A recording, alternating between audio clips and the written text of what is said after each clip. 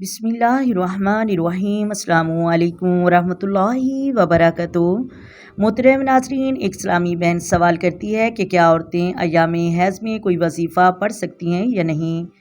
सबसे पहले तो ये बात समझिए कि शरीयत में हैज़ व नफास की हालत में कौन से काम करना मना है।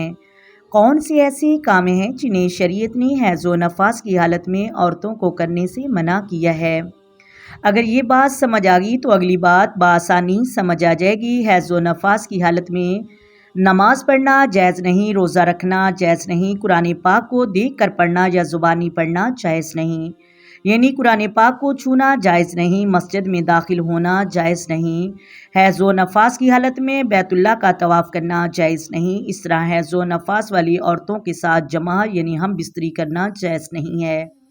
ये चंद एक अमूर हैं जिनको करने से शरीयत ने हैज़ व नफास की हालत में औरतों को करने से मना किया है। और इसके अलावा बाकी जितने भी ज़िक्र व अज़कार हैं, तस्बीहात हैं, वो तमाम की तमाम औरतें कर सकती हैं, यानी दरूद शरीफ का विरद भी कर सकती हैं, कलमे का जिक्र भी कर सकती हैं, सुबहान अल्लाह की तस्बीह भी कर सकती हैं।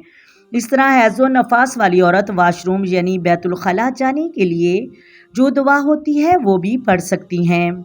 इस तरह अज़ान का जवाब भी दे सकती हैं हैज़ व नफास की हालत में। और बहुत से काम हैं जितने भी ज़िक्र व अज़कार हैं कर सकती है। यहाँ पर हैज़ व नफास की हालत में कुरान पाक को ज़ुबानी पढ़ना जायज़ नहीं।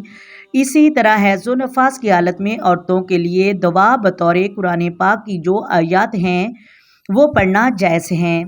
जिस तरह के आयतल कुर्सी पढ़ सकती हैं। आयतल कुर्सी बतौर तलावत कुरान पाक पढ़ना मना है, जायज़ नहीं है। बतौर वज़ैफ़ पढ़ना जायज़ है। बतौर वज़ैफ़ कुरानी आयात भी पढ़ सकती हैं। तो मोहतरम नाज़रीन, यहाँ पर आपको समझ आ गई होगी। इस तरह चंद एक अमूर हैं जिनके करने के लिए शरीयत ने मना फरमाया है। इनके अलावा बाकी जितने भी ज़िक्र व अज़कार वज़ैफ़ हैं वो कर सकती है, करना मुस्तहब है। इसके लिए उलमा बयान फरमाते हैं कि अगर कुली कर ले या वज़ू कर ले तो मुस्तहब भी है और बेहतर भी है। दरूद शरीफ पढ़ना है तो उसके लिए वज़ू कर ले तो ये ज़्यादा बेहतर है। अगर ना करेगी, बग़ैर कुली बग़ैर वज़ू पढ़ ले तब भी तो उसके लिए जायज़ है, हराम नहीं है, गुनाह नहीं है। लेकिन करेगी तो सवाब बढ़ जाएगा, मुस्तहब है, बेहतर है। ये चंद एक अमूर हैं जो मैंने बयान किए। इनके अलावा बाकी जितने भी वज़ैफ़ हैं वो कर सकती है। दुआ है कि अल्लाह रब्बुल आलमीन हम सबको शरीयत के मसाइल समझने की तौफ़ीक अता फ़रमाए। आमीन सुम्मा आमीन।